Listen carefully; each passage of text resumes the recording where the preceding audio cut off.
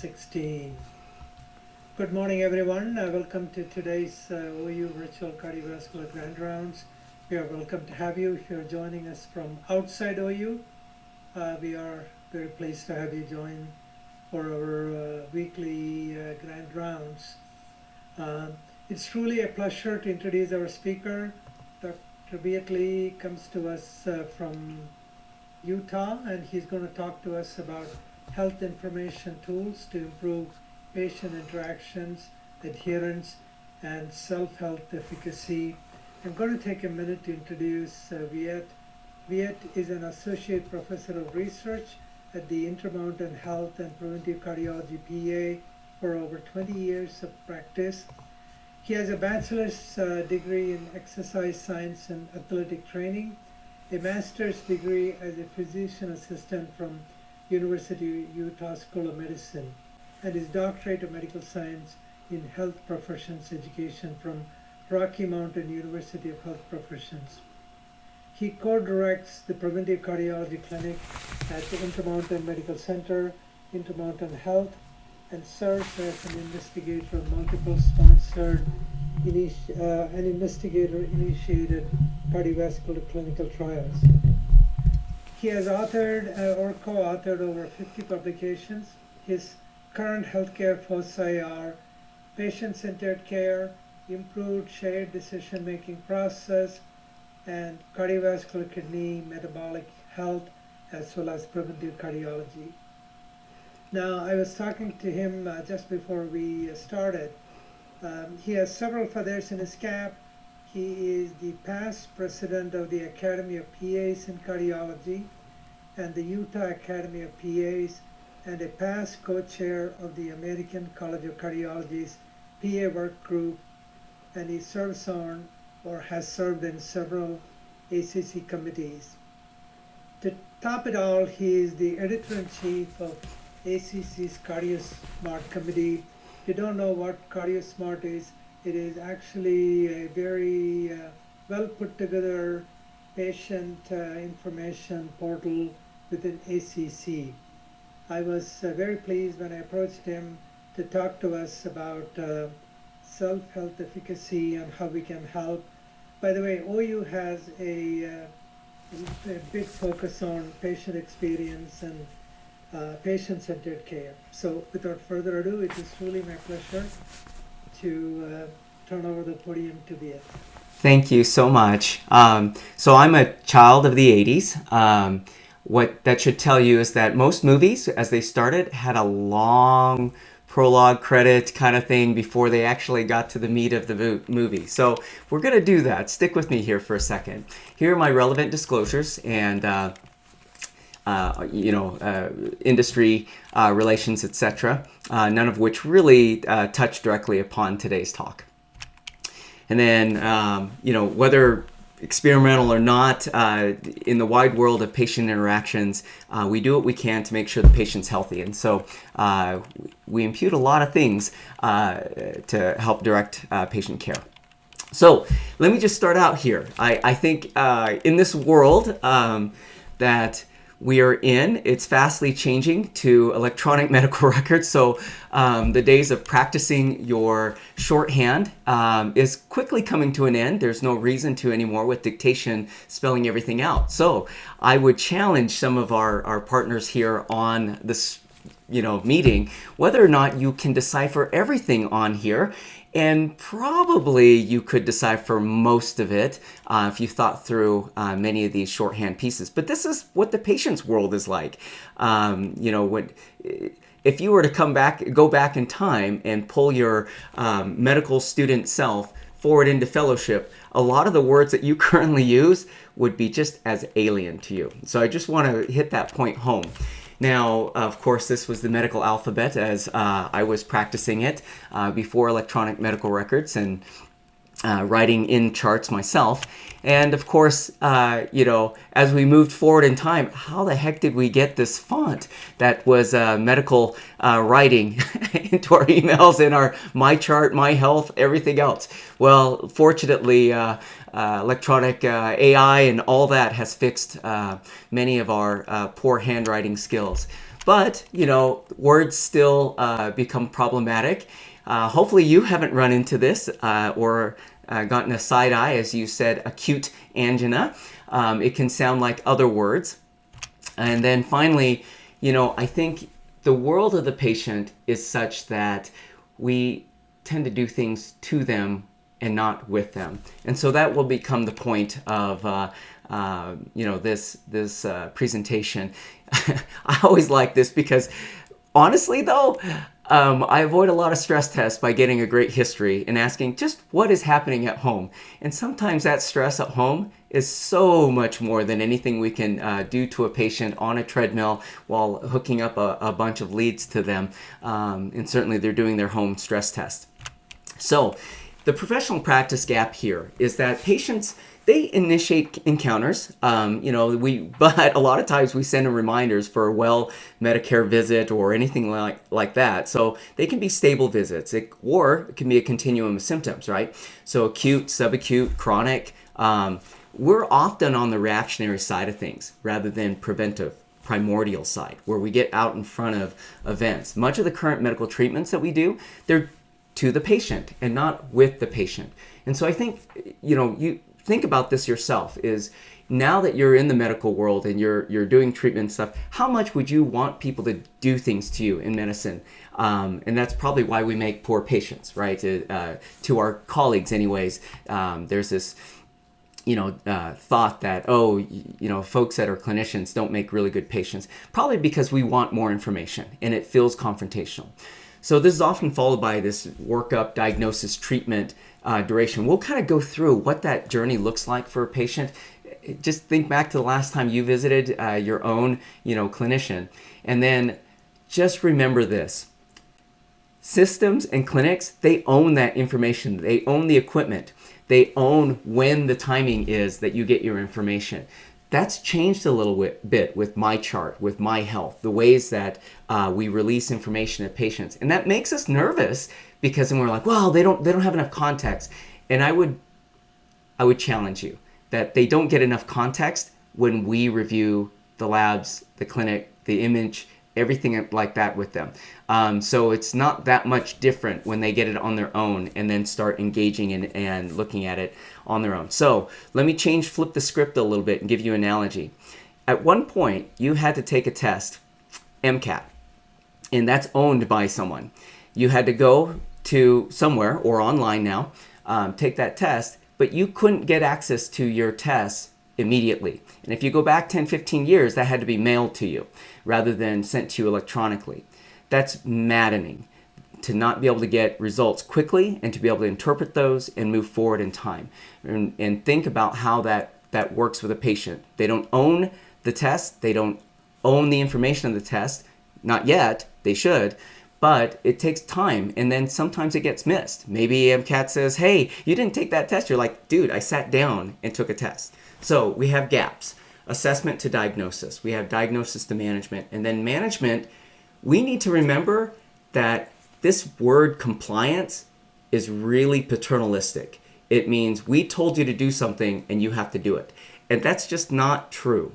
The patient owns their body. They own the diagnosis and they own the journey.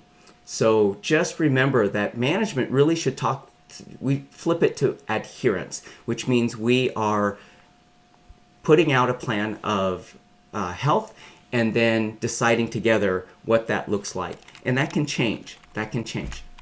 Okay, so this is perception of healthcare delivery. It's like, oh yeah, some artist, graphic person put this together and said, everything moves together. We've got, this person here being cared for and oh yeah, a team of teams, just kind of, this is all happy. We're getting everyone to where they need to be. But in reality, it looks more like this. Where, a patient comes in on the emergency room floor or department on my east side of the hospital, and then, they park there, the EMS drives them there, and the ED team says, oh my gosh, this is STEMI, right? We're going to send them up to the cath lab. But it's, on the first floor of the next building over. And that gets complicated because patients, it's not the patient, but their family. Like, where do they go, right? They have to move to the west side of the building now. Or if they came through the ED, now they don't know where to get to their car because they're on the wrong side of the building. But then, the CICU is up on the 6th floor. How do I get there? Now, once I'm discharged into the outpatient, I'm coming to a clinic that's in another building altogether somewhere else, but the lab is now back to another building. So it gets very complicated. And I would just imagine, when you did your first rotations or you land at your next fellowship, you have to learn the hospital. What if you get, you're late, you can't find the lab, someone asks you to go get something somewhere, and now you've lost time. It's a maze. And we know it after a fashion, but patients that are new to the hospital or to our systems don't. And it changes from health campus to health campus, right? So this is kind of that journey that they go through. It is just so maddening to think to yourself, okay, my doc told me I've got to go this place and I have to go to this other place. Meanwhile, I've just barely heard I have cancer. And what do I do? I have to figure this life outside of this journey. And then it's multiple visits if labs and diagnostics aren't completed before the consult or for the follow-up. And then they have to wait again to hear, what are the results of the lab, and wait to talk to you in your continuity clinic of what to do next. Maybe they get no-showed. Imagine you are supposed to be, ready to do a PCI or scrub in with your attending. Or, you're asked to do a procedure. You can't find your way there, and you're late, and they're like, sorry, you're done. We're not going to let you do any more procedures. You're like, wait, what?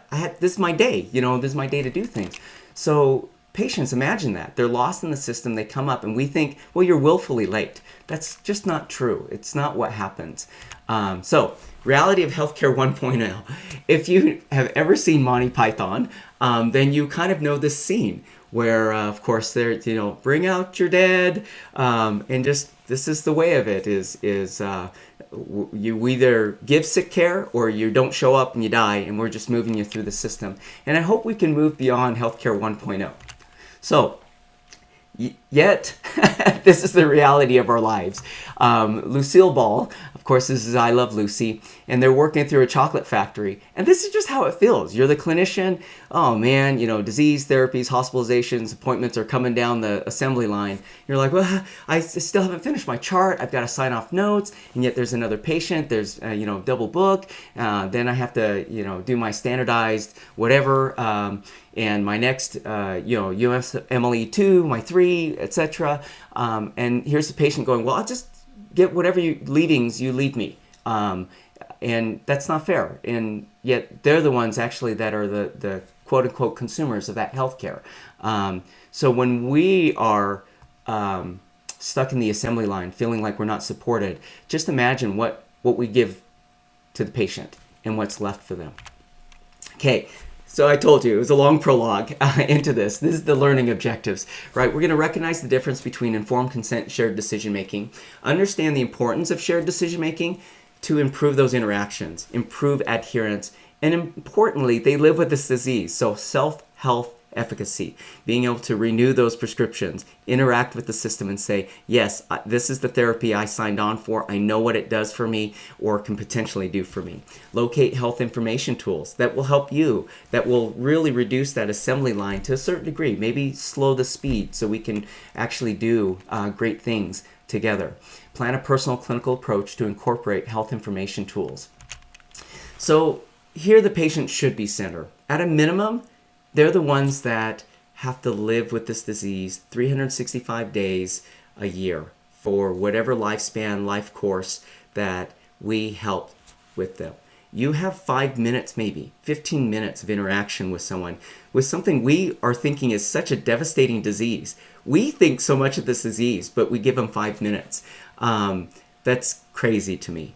So when appropriate, yes, STEMI, life improving, this care has to occur and very little interaction occurs from the patient side because often they're unconscious. Maybe it's a sudden cardiac arrest and we are trying to recover them. So not a lot of interaction, not a lot of information being disseminated other than to the family, which is very important. But there exists reasonable time when it's subacute, when it's chronic management, where we have the capacity, we should take the time to help the patient understand the acute and chronic management side of things, what comes next if STEMI occurs again, although we're trying to prevent that. Okay, so the patient engagement, healthcare 2.0, this is how I envision it. Doesn't necessarily mean this is what it is, but these are the features that really come to healthcare 2.0 in the delivery. And I hope as you kind of think through this with me, it will make sense. So we have to be flexible enough. And it's occurring now. I mean, it's not just brick and mortar. We have to think of these things for the patient. Location. They're on their phones. They're on their devices. We can do telehealth. We can interact with patients other than that 5-minute time span that we're given when they're double booked, triple booked with another patient. The level of understanding has to increase.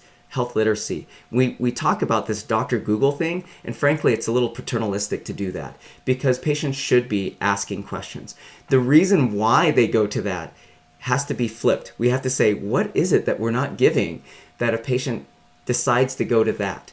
And what is it about our, complementary medicine folks that seem to resonate with our patients? The massage therapist that is giving all this information that they willingly go, yeah, of course, I'm going to take B12, K2 or whatever, what have you, over anything that we discuss because it's time. They feel like they understand, even though it's not, pseudoscience kind of stuff, but they feel like there's credibility because there's time being given to them. Time.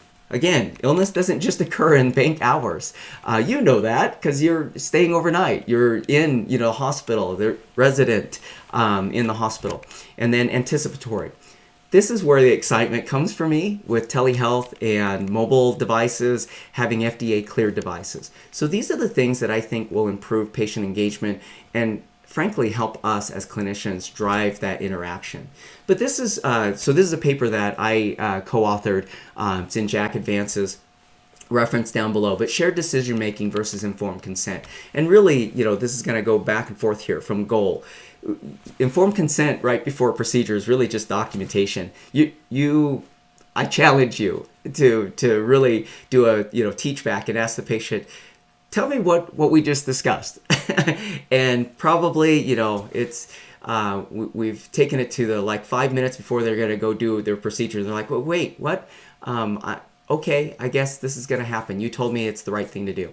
So we got to keep from unilateral to bidirectional conversations. Instead of just directed, it needs to be collaborative. We have to discuss these things, especially when you have time. I get it. I already mentioned the STEMI side of things, the NSTEMI, when they're already hospitalized, certain things probably need to occur and less information is given at those times because of how acute things are moving. So, we have to align to the patient stages and their goals of care. We need to deliberate and include family alongside as a team. And then consent is just legal, but the decision improves adherence. Okay, so health literacy. How do we do this? On the right there is I have a whiteboard. You can see a whiteboard behind me because this is in my home office. And I have another one across from me that's even bigger. But I like to write on a whiteboard and teach. And you can see the different ways that those conversations have spun out. Yes, Kaplan-Meier curves occur. I teach about CAV in orthotopic heart transplants. Here they see an ApoB100. You can see I draw atherosclerosis and an artery. These are the things that I do in real time with patients because it has to be multimodal. You have to take the time. This is how we think about walking. But, learning is the same. Where is your patient at? Where are you at? If you were to, come back to elementary school and try to do med school right now, you'd be like, what? I don't understand any of this. And even now, from fellowship, from residency, from med school, you're thinking to yourself, wow, there's a lot that I've learned. And there's a lot more that I need to. But we're packing it into 5 to 10 minutes. Once or twice a year, and we're hoping that patients understand all of the complicated things that we're giving them. In particular, when you think of STEMI or heart failure, GDMT, right? Guideline directed medical therapy. There are 4 pillars. After an NSTEMI, there's 5 new meds that patients will be on, and we take time to learn those things. how are they going to learn all of that and the pathology and the long-term management in those 5 minutes? So we have to find ways to improve that process. So it takes a team, patient-centered care. And I'm not asking you to do it all by yourself. It's team. It's team. Enlist me. Enlist an advanced practice provider. Enlist your nursing staff, MA, PharmDs. We're all surrounding this patient. And really it's about knowledge transfer from our side and then hearing those patient preferences and then deliberating together. Finding a way that we can share that. This is another, you can see down here in CERT cardiovascular outcomes. I love this infographic that helps us kind of think about how that information is shared.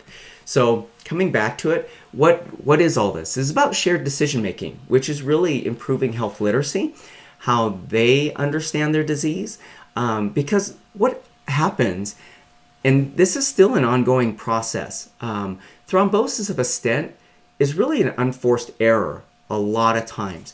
What happens is the patient doesn't understand that they have this foreign object in their artery because they don't know what a stent is. They don't even understand how it's deployed, where it sits, and what an antiplatelet does, right? And so when you discharge them on 5 new meds and they don't know what clopidogrel or taclopidine or prasugrel, whatever antiplatelet you want, they don't understand that. And so if you give them a 30-day, and at the end of 30 days, maybe they don't have access to a pharmacy, maybe they miss their visit, etc., and then they don't renew that medication, and then stent thrombosis happens in day 35, from their STEMI, and so these are the things that we have to take the time to explain, just so that they know, like, ooh, Viet told me that I am heading for this clot if I'm not on this medication because I have this new thing in my artery. And then patient decision aids help clarify these options. You might have seen a recent JAMA publication on how we discuss numbers with patients. When you say 7.5% event rate in 10 years, I challenge you to understand what that means. And it is very hard because then patients are like, wait, 93% of people don't have an event in 10 years? And you're like, yes, but I'm asking you to be on a statin. So, so this is something that we have to think through. Again, knowledge transfer, patient preferences, deliberation, and consensus. We have to think through this because in the end, it leads to treatment choices that reflect really a desire for better health, for long-term health. We debate whether it's good or whether we should be starting a statin at someone age 75. Why are we really making that decision when the patient sitting in front of us says, I don't feel well, I don't want to be around, and I don't feel like I want to have a medication that prolongs life 20 years, and you're talking to a 60-year-old. And then you talk to an 80-year-old who's like going to the gym, doing resistance training, really a pillar in the community, and you want to withhold a statin from them.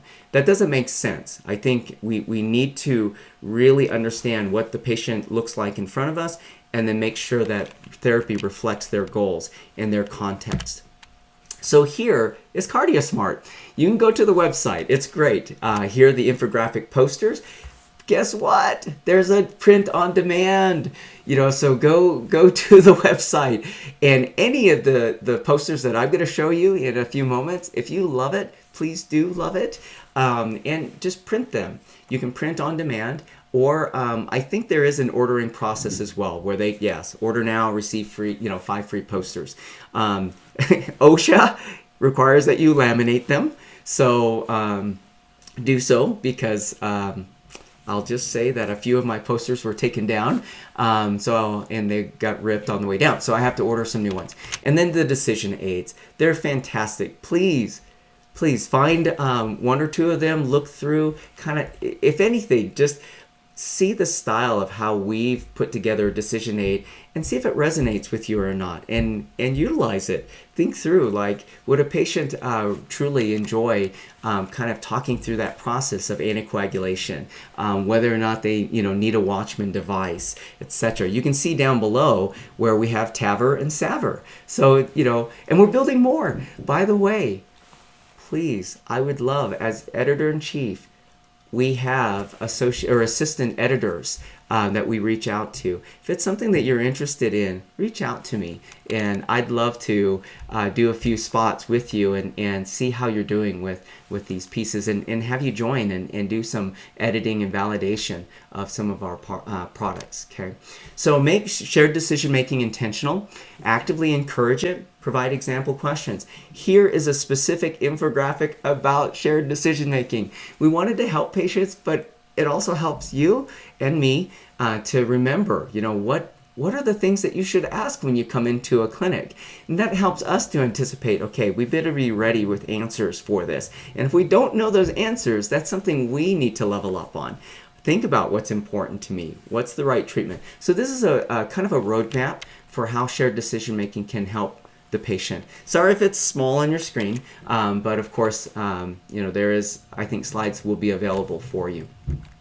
Okay, so here we go. These are not decision aids. These are helps, infographics to help with the shared decision making. I have all of these up on my door as the patients are sitting in there, because why not? They often sit 5, 10, sometimes longer if I'm a little bit too verbose in the visit beforehand. But this allows them to think through, hey, I have AFib. These are the things that they can look at. And then aspirin, this often comes up. And the U.S. Preventive Task Force Services, of course, made our work a little bit harder when our secondary prevention patients go, wow, I guess I don't need to be on aspirin. So it's helpful to have these, and they can take the time to read them. Know your numbers. So we've updated this since the hypertension guidelines came out just about a month ago. And actually we have even more infographic sheets available in this space. Looking here, C-reactive protein. I order HSCRP on everyone. But why? It's so helpful to have the patient go, oh, I see, there's the lipids, but then I don't want inflammation at the endothelial level. And yes, they're like endothelium, after talking to me. And so it's nice to be able to give them these and help them anticipate what those numbers are. And they look at their MyChart and they go, oh, my HSCRP, it's 1, yes, or it's 3.5. And I remember Viet said statins reduce HSCRP, but also ezetimibe, and also bempedoic acid, and also GLP-1s. So it's one of those things that help them to put the picture together. LP(a). If you're not ordering them, please do, please, at least once in a patient's life. But why? So they'll learn why, and it helps that education process. Cardiac rehab. Sometimes we forget. Actually, we forget a lot. And sometimes the patients, they're like, well, why am I exercising and being watched?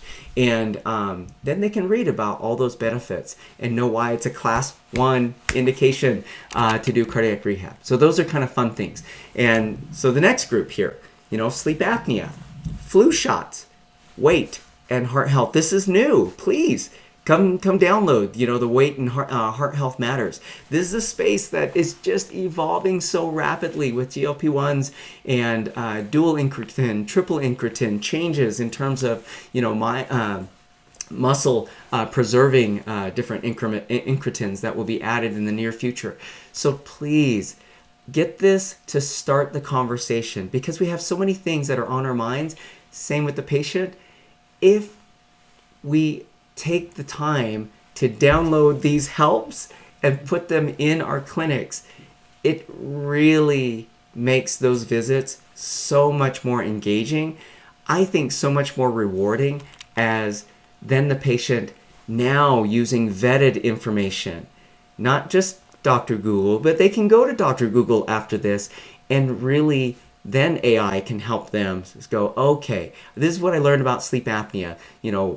Tell me more about this thing. Or the flu shot. Yes, there's all sorts of misinformation, disinformation, etc. But somehow there is this other data that will help me survive if I have cardiovascular disease and get a flu shot. Okay, so these are the things that I would encourage you to look through them.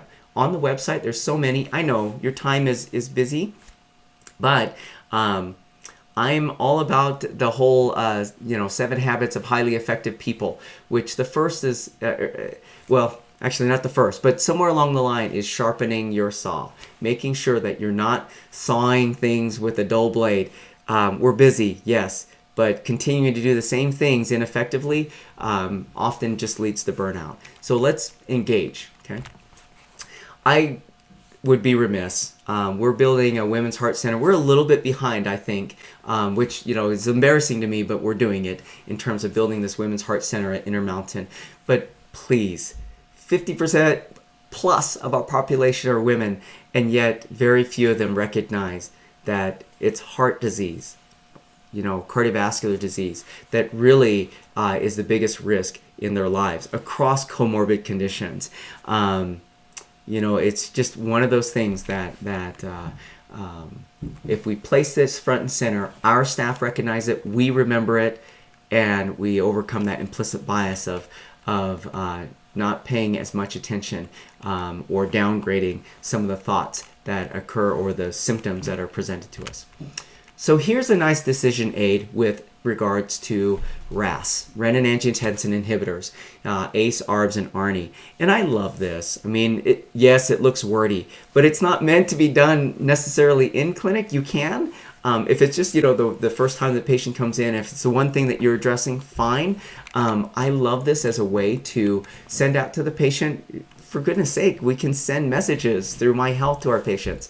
So it's a great way to start out. And it gives ACEs and what the prototypes are, ARBs and ARNIs, etc.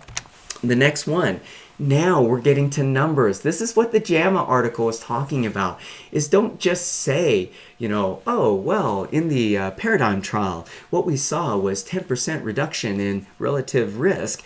And the patient's like, what? And by the way, we as clinicians have this false sense. I'm a clinical trialist, and we work within the edges of reduced risk reduction, relative risk reduction, excuse me. And but what we tell patients is like, this is going to save your life. And I say, well, let me do a Kaplan-Meier curve for you. This is what happened to placebo. This is what happened to people on statins. And you can still see that events occur, but many less events. And so let's give you an edge. So when we talk about this, ACEs and ARNIs, here's what we mean by a further relative risk reduction of 10%. 3 less people died with an ARNI versus ACE in terms of utilization in heart failure. 3 less people.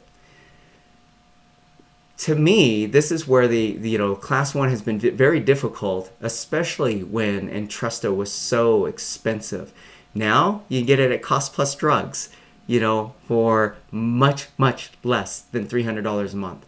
And so that decision becomes much more effective. It becomes a patient-centered discussion, and it leverages what they can afford, what the community can afford, and more importantly, what the patient decides is return on investment for them, not just what we are saying they should be on, okay?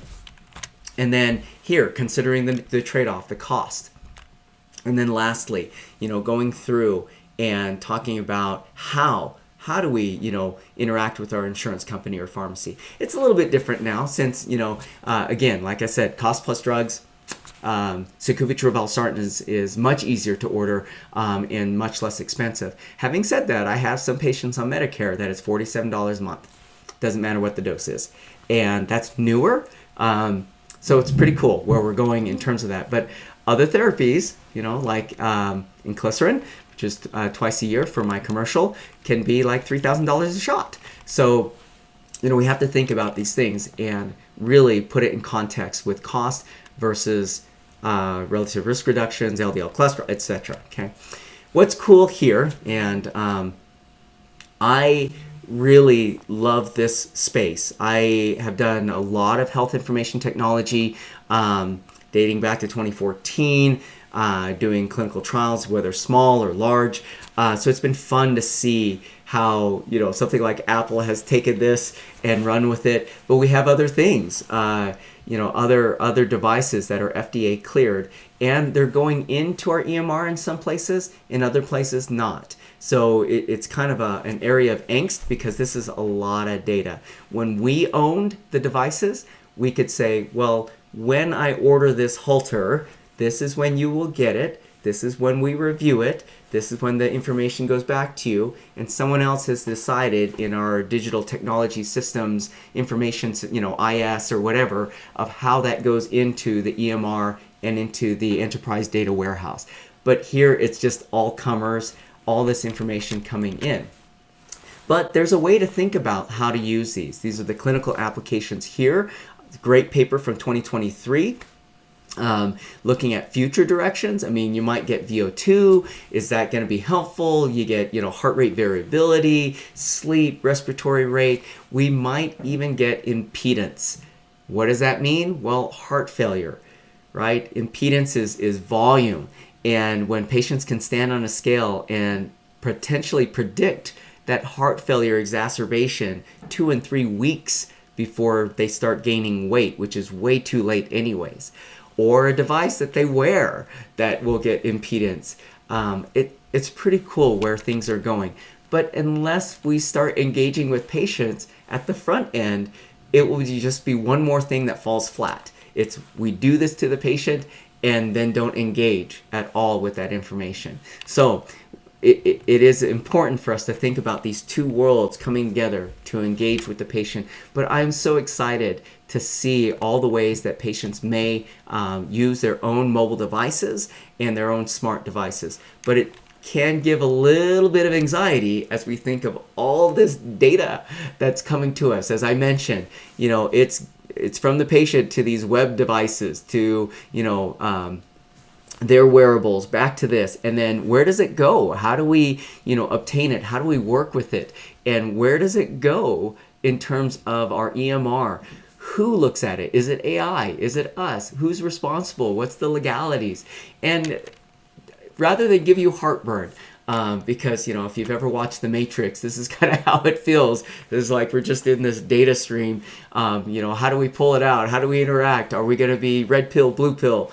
I think the answer is yes. It's coming. It's here.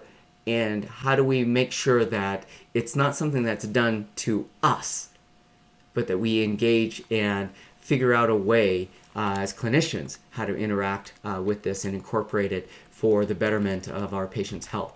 And so this is another, this is heart failure actually. So as we think of smart shirts, jackets, attachments, clothing, vests, accessories, ingestibles, all of these things, this is another nice paper. And I don't know if you were in high school in 2019, but that was 6 years ago. And so some of you may have been, going through your bachelor's and just thinking, I got to get into med school, while we were all thinking about this. Us old guard folks. And it's so neat to see now, 6 years later, where we are in this.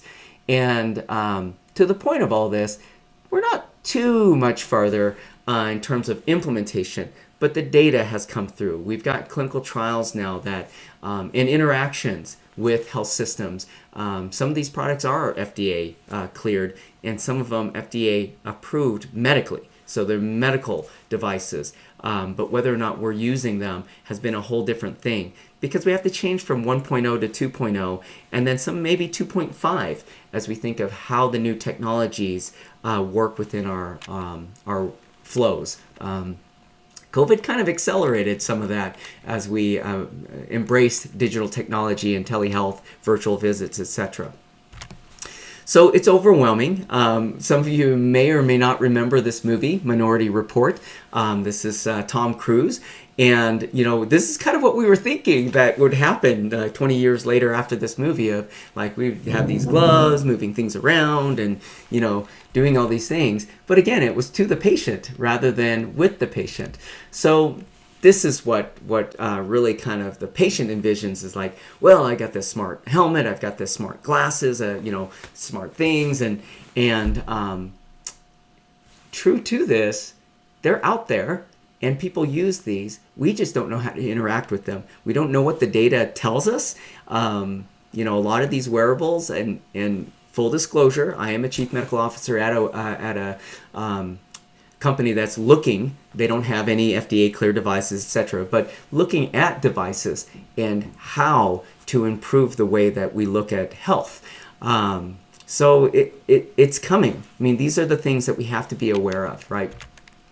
And then is it this? Are we going to just be battling the information?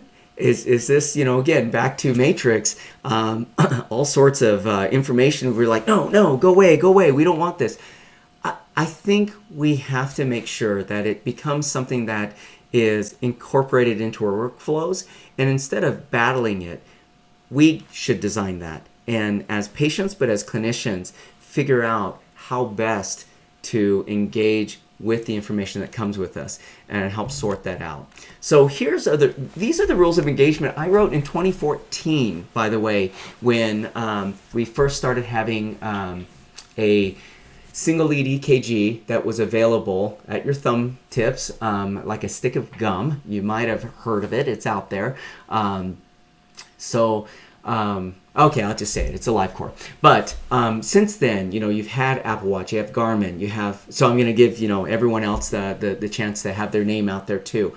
And that's what I'm wearing. I mean, I can get a 30-second single lead EKG. It's FDA cleared. And dang it if it's not so good. But this is what we were doing in our EP clinic. Was we were engaging in our patients who had palpitations because we wanted to know, is this AFib or not? What is the burden for the patient? When they're symptomatic, is it just normal sinus? Is it, these SVT events? Is it AFib, etc.? So what I told patients, you can record all the data you want. Just don't share all the data you have. You can actively record during symptomatic times, but it might be good to do it once a day as well, so you know what it looks like when you're not having symptoms. And by the way, you might have AFib during asymptomatic times. So it helps them to understand that not all AFib is symptomatic, but not all symptoms are arrhythmias. Data is sent to dedicated staff. Send only data that's been tagged as abnormal. So when it says it's normal. These devices, they clear them with a really high sensitivity, which means they pick up all sorts of things. And when it says it's normal, it is normal. I mean, that's how great it is in terms of its sensitivity. But the specificity, of course, is, when you tune up sensitivity so high, specificity is going to drop. Data review, it's not immediate. I say, if you're going to send it to me, I will not immediately review that. That is not within my workflow. And by the way, there are charges that can occur if I'm doing more than 20 minutes of review for your data. So you have to be aware of that. But if it's one of these one-off things that you're like, ooh, what is this? And I have the time, I will review it and I'll get to you. But if you have symptoms and you're getting syncopal or pre-syncopal, that's not send it to Viet and wait. You need to go to the emergency department. So here, again, some of these devices, like I'll say a LiveCore Cardia, do have a back end where you can subscribe and pay for as you need someone on the back end to give you a quick, analysis of what is going on that EKG. So here's a case example of, from my standpoint, shared decision making, cascade testing. I'm a preventive cardiology PA.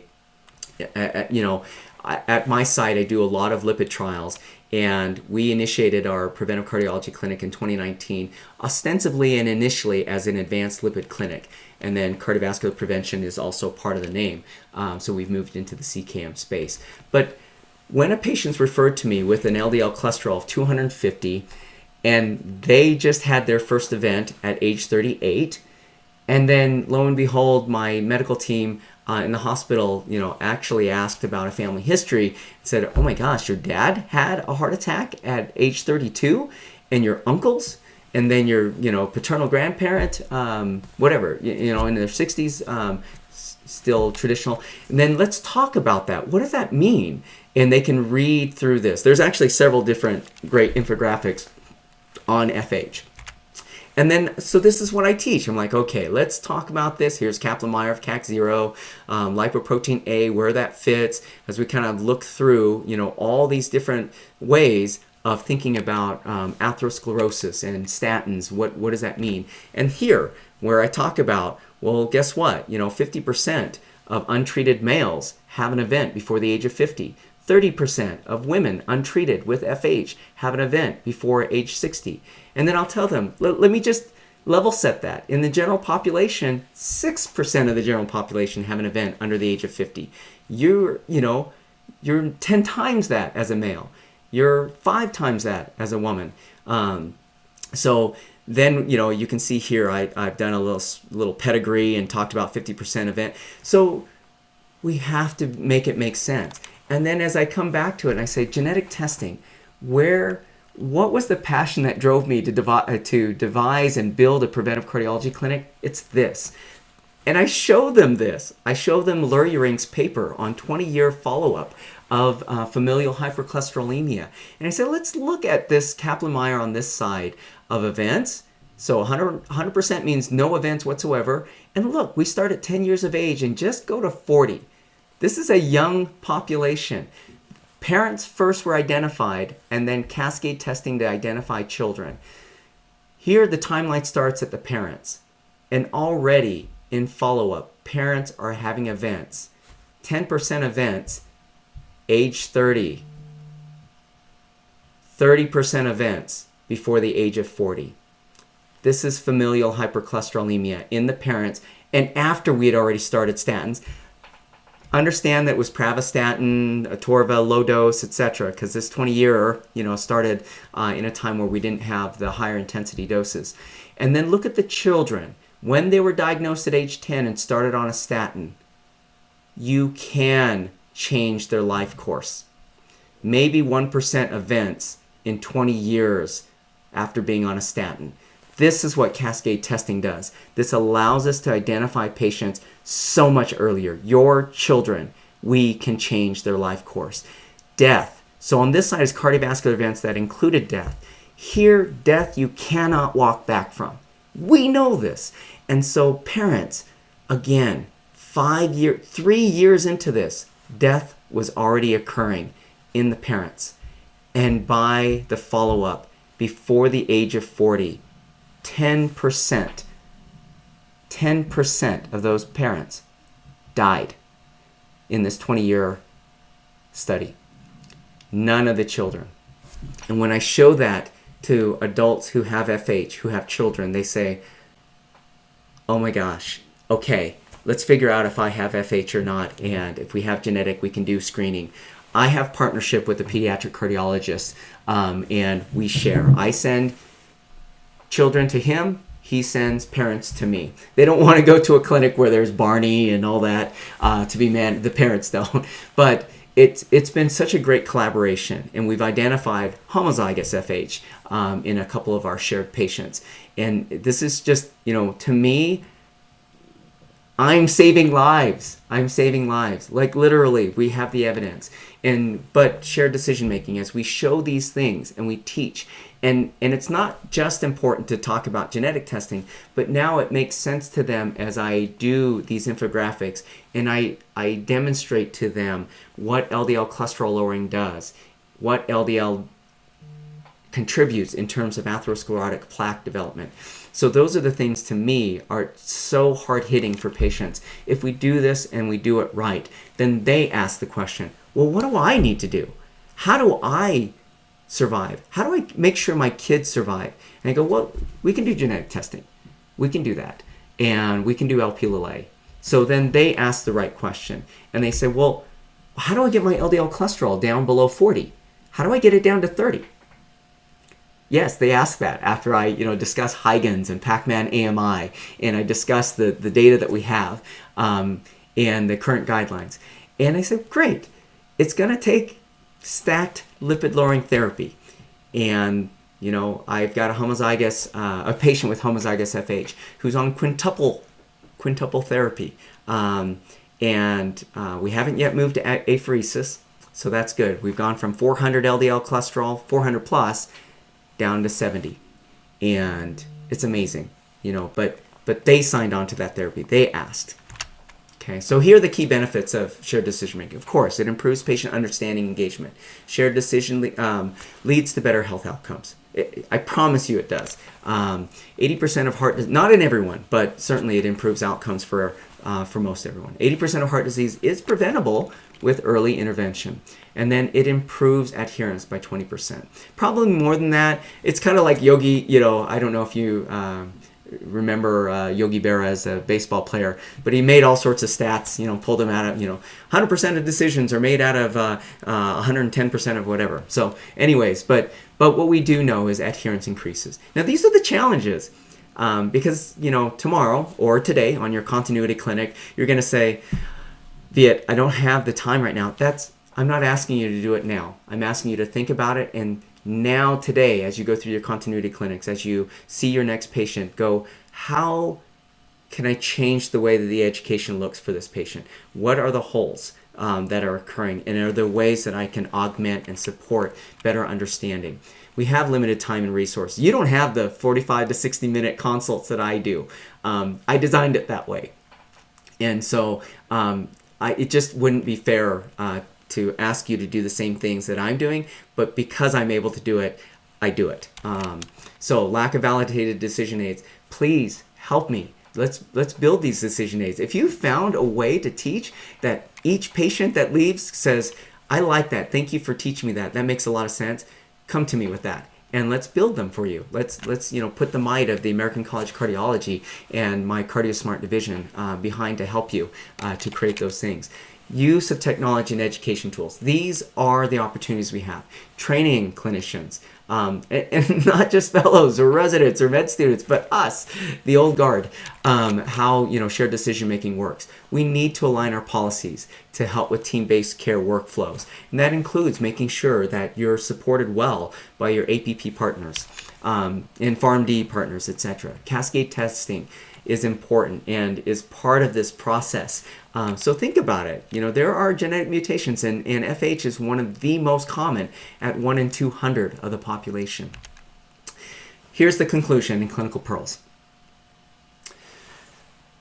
If you empower patients, it transforms care for them, because we move from sick care, meaning that pipeline and assembly line of just like whatever's in front of me that's coming down. Oh, no, they died. Oh, no, they had a heart attack.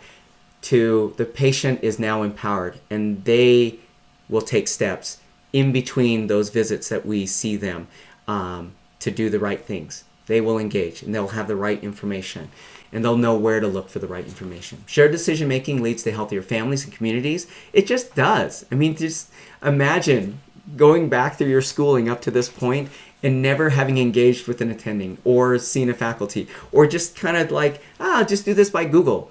And, you might, but you might learn a lot of the wrong things as well. So use the tools. 1 in 3 people live in healthcare deserts globally.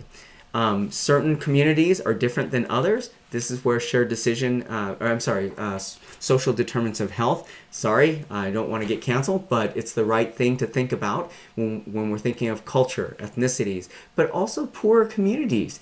They don't have opportunities the same way as communities that are richer, not richer, but just, have more wealth in general, and opportunities and access. And then please think about this. No decision about me without me, especially in the chronic management side of things. Make sure that they understand what these decisions are and that they make the decisions. You are guiding them. I often tell patient, look, I'm GPS, put in the coordinates, and I will help guide you. But there are times where I might be wrong. You can think of The Office, where Michael and Dwight end up in the lake because GPS told them that there was a road through the space. So sometimes we are wrong. It happens. In the clinical trial space, I can't tell you how many times we like flecainide, for example. We thought it was great for arrhythmias, and then we were killing people. Look at the CAST trial and folks that had ischemia, and we thought, well, post-operation PVCs and arrhythmias, etc., we'll give them flecainide, and then they were having sudden cardiac arrest and dying. So we sometimes do wrong things. But I tell patients, if I tell you that there is a lake in front of you and you decide to drive into it, I can't help you there. But I will try to guide you to the best route. Sometimes there's a gas efficient route and there's a faster route, and we can make those decisions together. But you get to choose which way you go, and sometimes you get to choose to not listen to the information I have, and I have to be okay with that as the GPS navigator. I'm like, I'm just navigating, and I'll try to reroute us. I'll try to, move us back to the right direction. But we shouldn't fire a patient. Really, there should never be a time that you fire a patient because of non-compliance, because that's really on us. Okay, so that's it. I might have ended a little early. I wanted to give time for any questions or interactions, and of course I'm staying a little bit longer if folks have thoughts. Thank you, Viet. Our first year fellows have a clinic at 8 o'clock, so they've already lost some audience. Any questions, please raise your hand. I will start in order for you to finish in time. I'm asking for your opinion. We all suffer from not having enough time to engage patients in discussions. There are some discussions that are not that personal, that can be done as a group. For example, lifestyle changes. Yes. What's your opinion about having 10 patients in the clinic go through a group session about lifestyle changes, because it applies to all of them? I love this idea, and we have not implemented it, at least not in my clinic, partly because we haven't time to develop it. But there are third-party vendors right now that do this and do this quite effectively, where they will do a virtual with groups of people in, and then they have breakouts. Just like Zoom has a breakout room, they break out into those individual patients should those patients want. And then the billing is a little bit different at that point. But in general, these individuals hearing the same message is important, but they also drive conversations that others may not have had the question, or they had the question but too embarrassed to ask. And it's nice. That dynamic is very helpful. That's how I've understood it as I've search some of these third-party vendors, and then also talk to people who have done group sessions. They find that the patient surveys have been quite helpful and enlightening, that this is something that we should do. We should do this. So you very nicely showed the difference between informed consent and shared decision-making in procedures. I've read, it's not my original idea, that sometimes patients are helped to make those decisions by discussing or showing the scenarios that happen if they take a certain decision about their healthcare. For example, if a surgical procedure has 10% mortality, the patient doesn't always get the idea, will that be instant death, or will that be that you'll be on a ventilator for several days, not even being able to say goodbye to your family and so on. Yeah. So this is kind of an innovative approach to discuss our options with scenarios. Yes. Either tells the patient the horror or the lack of scary part of how you get to the end point. I love that. A year and a half ago, before my editor-in-chief position, we had proposed a graphic novel, comic book, if you will, that was Choose Your Own Adventure. And in essence, what you just described is something that we, as a cardiovascular team, actually we put together an AFib storybook. We were working on heart failure, structural heart, and others, of just what happens if you make a certain decision and if you choose this path. And we used the scenario. And they, like a graphic novel, you could see the different pictures of like, okay, I chose this medication, but this, it might prevent this, but you might have an event still. And then if you chose this path, that means usual care or no care. Then what are the rates of events? And, I was hoping that it was something that we could develop real quickly. It takes funding and then, skills to do that. But I think you're right. I think you're on the right path, is that scenario-based, just like we learn. I mean, I love case-based learning in medical education. And I think patients that would make sense to them. Let's put you in a case base and see what happens. Mr. X looks like you, so decides to do this thing. We've already discussed like potential benefits, etc. And what if risk occurs? The things that we worry about do occur, and this is death. What does that look like? What does that journey look like? And you come back to time, and hopefully you have a staff that has the ability to lean into that type of education. But I think that's so important. I mean, you're like next level. That's healthcare 3.0, I think. My friend, if we can get first past these infographics, shared decision-making pieces, and clinical decision aids, that would be my hope. And I think we were a little ahead too, trying to develop that, because folks couldn't quite wrap their head around how that graphic novel would look. Two quick questions about the CardioSmart process. Are all the products or tools developed by CardioSmart based on, the literacy of the patient? Number two, how do you actually select new ideas for the CardioSmart? Those are so great. So the first one is you have to build something that's generalizable. And so the principles that are used in building these infographics, across any subject, topic, etc., is this idea that it's on a 5th grade level of reading and understanding. And remember, health literacy in the United States is not 100%, or just literacy is not 100%. It's like closer to 70 in terms of reading level. So you have to take that into account. So when we say 5th grade, you can't say angiogram at any less of knowledge than then you have to explain that. So that's why pictures are helpful. And that's how those are developed, is like we want them visual. We choose colors. Of course, we have a color design and palette already, but that are engaging and vibrant, and that then these bubble blowouts that give, this is important, this is where, and we want to make it concise and simple. So it's kind of difficult to think through every different topic and how it's going to go. So it takes time to think through that, and it's not perfect. Sometimes we produce a product and then you hear like, okay, that didn't look quite right. Can you do this and this? And it takes time to bring that back. Now, in terms of topics, so we can't build a topic that we don't know that people have interest in. So please do submit topics. But what generally drives that is what we can get funding for. From the oversight committees. I'm on some of those as ex officio.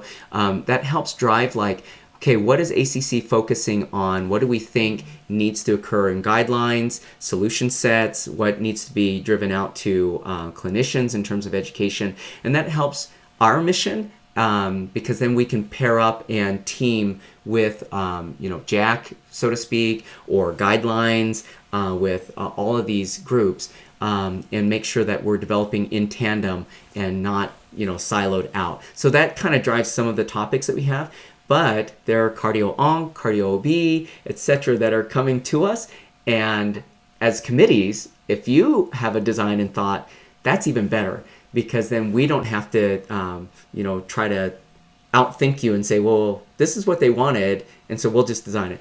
But really, if you come to us with a solution and having looked at the infographics, if you go, yeah, this is the information we think is necessary, that we're hearing all the time from our patients, that would be what we would ask for from CardioSmart. But that's how the topics kind of come through. It's a little bit complex from that side, but you can always ask. Yeah. I would recommend that you include a palliative care specialist in your group. Yeah. Not so much because we are talking about death or giving up end stage, but they are much better skilled in nuanced interaction with patients at times of distress. So we thoroughly enjoyed your presentation. Thanks so much for taking time to do this for us. We certainly hope to adopt several things that you suggested to us. So officially we are adjourned for this session. Let's thank Viet for his time and giving us a lot of great ideas. So Viet, you're going to stay on like we just talked about.